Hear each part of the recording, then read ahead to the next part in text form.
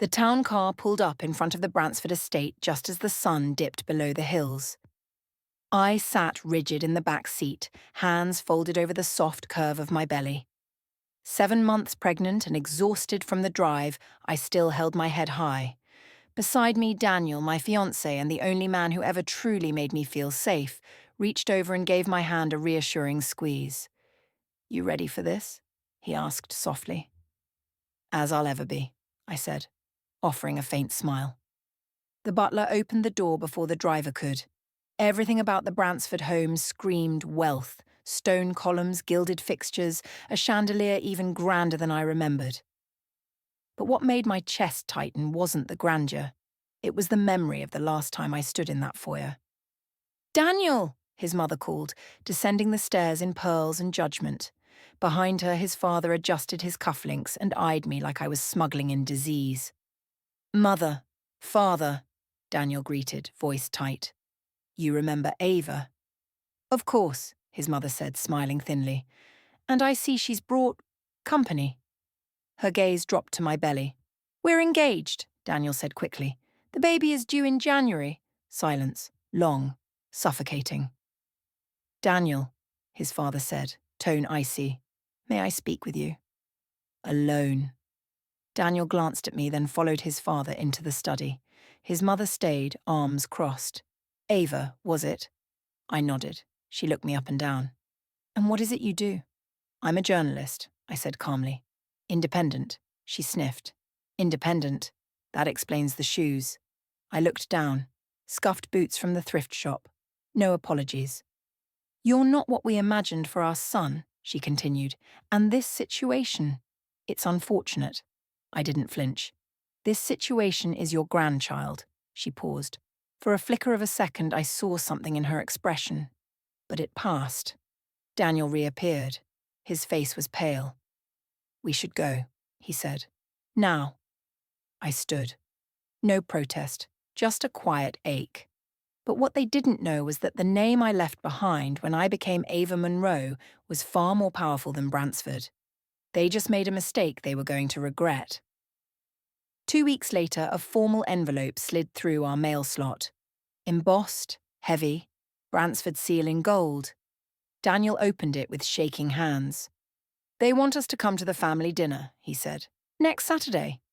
"Let me guess," I replied, folding laundry on the couch. "Dress code, wine pairing, and an audience." He sighed. "They want to smooth things over." My father said, "They may have misjudged." I raised an eyebrow. "Did they see a ghost or a bank statement?" Daniel hesitated. "I didn't tell them, not yet, about who you really are." "Why not?" "Because I wanted them to see you first, the real you. Not the name, not the legacy. Just Ava." I softened. He meant well. So I wore a simple black dress to dinner, tamed my curls, wore flats. They greeted us politely this time. There was a different kind of cold in the air, forced civility instead of open disdain. Dinner was silverware and silence, broken only by polite questions. I played along. Let them assume. Let them wonder why I didn't flinch when the wine was poured, or when his father talked about acceptable lineage. Halfway through dessert, the conversation shifted. "Ava," his father said suddenly, "do your parents live nearby?" I set down my fork. "My mother passed. My father lives abroad." "Doing what?" "Exactly." I smiled. "Running his company." "Oh? And what company is that?" I leaned forward, my tones soft and steady. "Monroe Global." His fork slipped. Daniel's mother choked softly on her wine. "As in Richard Monroe?" "As in my father." Silence. Rich, thick, incredulous. I let it stretch. "You're Richard Monroe's daughter?" his mother asked, voice barely above a whisper. "Adopted at birth, raised as his own?" Daniel blinked. "Wait. You never told me that part." I shrugged. "You never asked." His father cleared his throat. "We had no idea." "I know," I said. "That was the point." Everything changed after that. They called, often, offering apologies, invitations, and baby gifts wrapped in silk. I accepted none of it. Daniel watched it all, stunned. You really didn't care if they knew.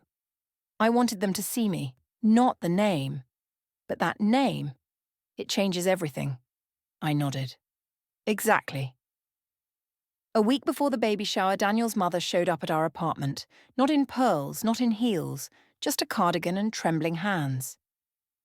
"May I come in?" she asked. I opened the door slowly. She sat across from me on the couch and looked around the modest space. "You could live anywhere, but you chose this.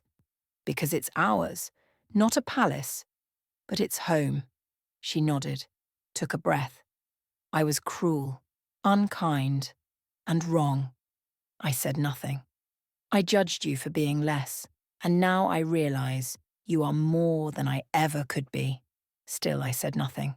"I'm not asking for forgiveness," she whispered. "Just a chance to be better for the baby." That got me. I leaned back, tears pricking. "We don't need gifts. We don't need anything but respect." She nodded again. "Then I'll earn it." As she stood to leave, Daniel entered the room. He looked between us, and for the first time, I saw peace cross his face. But this story wasn't over, because someone else knew who I was now, and they weren't happy about it.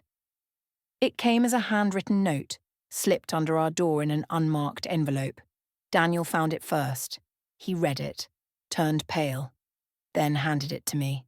"Stay out of Bransford business. You were nobody once. You can be nobody again."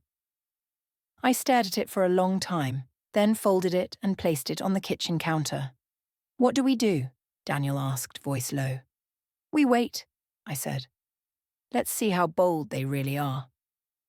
Because I knew what this was. Not his parents, but someone else in the family. Someone with more to lose, and I wasn't going to run.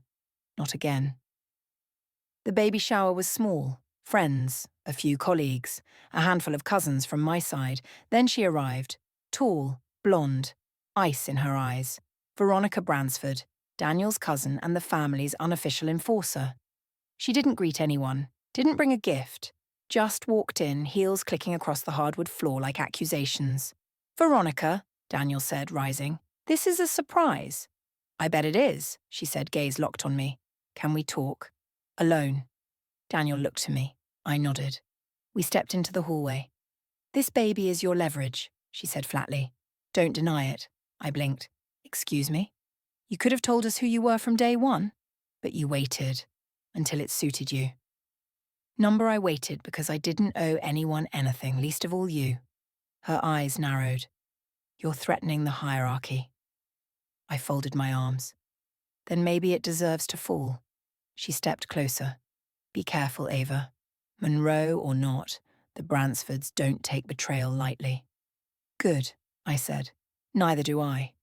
Behind me, I heard the door open. Daniel stood there, fists clenched.